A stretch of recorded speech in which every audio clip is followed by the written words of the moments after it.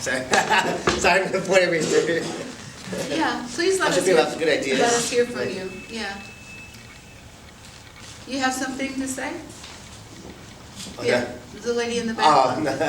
So, No, 'cause I know her. she's looking around. Yeah. Yeah. No, I have a question. Written questions, I didn't know if you wanted to. Oh, yeah. Cool. oh, sure. And please And put your everybody's name and Thank you. cell phone or Email. email number on our sign-in sheet so that we can get in touch with you Right. and invite you to meetings.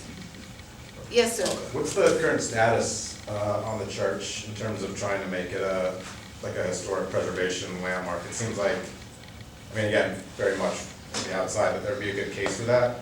And obviously, you don't have the legal support, but I would think there might be, nonprofits outside of Venice that are more historic preservationists that might be able to lend support to that, or I'm just curious where you're at in that process. Mike, you want to respond to that? Where we are? You were at the last court hearing Yeah. on Margaret. Yeah, I'll start with there's a lot of moving pieces to it, or there was anyways, but what some of the more recent angles of the battle was we had a writ and injunctive relief lawsuit against City of LA and Penske's, as real party in regards to the Mellow Act being applied to the church because there was like a de facto homeless shelter there, and there's a lot of room for the Mellow. It was written off in the VSO. Who doesn't know what a VSO is, or who knows what a VSO is? Can you break down what a VSO is real quick, Margaret? VSO is a Venice sign-off. It's a single-page administrative planning approval. No public process, no community input. They don't have to tell you what's going to happen to the property next door to you, even though it will negatively, affect you. And it's one single page. They sign it in one day. Come in, plans, no community process. And in Venice for 20 years, so they created the VSO in 2004, and until about 2018, they did these Mellow approvals, which is their evaluation of low-income and affordable housing, attached to the VSO. It's a violation of their own rules. And they did it for almost 20 years. And all of the people, there were theoretically nonprofit oversight, nobody stopped it. I mean, it's all tragic. But it's, there should be accountability, there should be reparations. It's not over in any way. So the church is a 7-lot property. It has a lot of issues with it, but the writ was regarding the Mellow and try to reverse the whole land use process, just because so many discrepancies in their application, in the Mellow process. Obviously, the Mellow's, it's a coastal act, and so we lost. That case got dismissed after maybe about 6 rounds.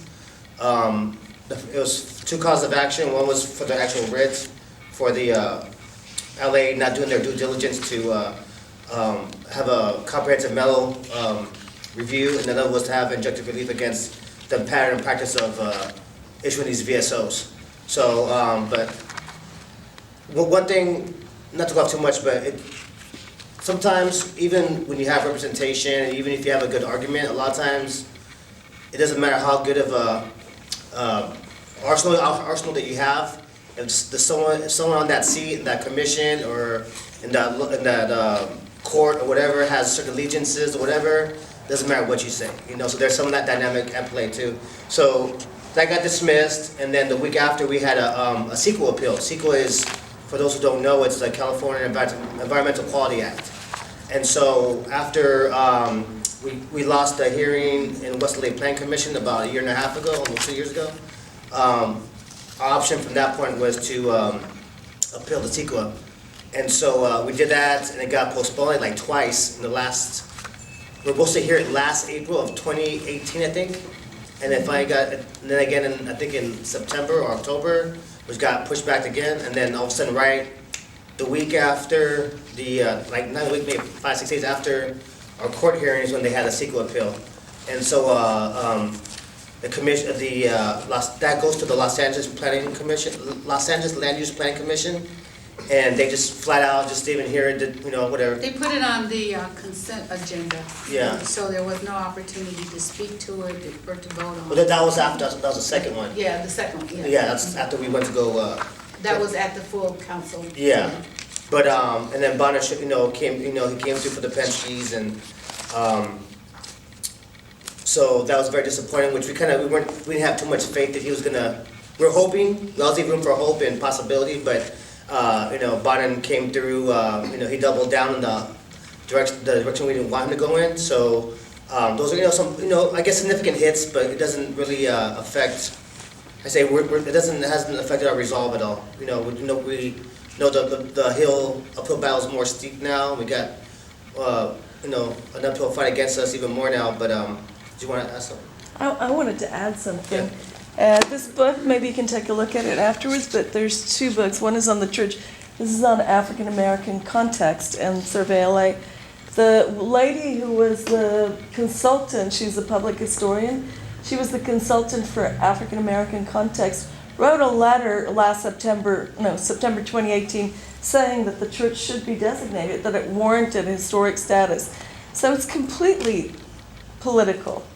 And right before they published African American Context, they did a chapter on deed restrictions and segregation. So, of course, there's restrictive covenants and deed restrictions.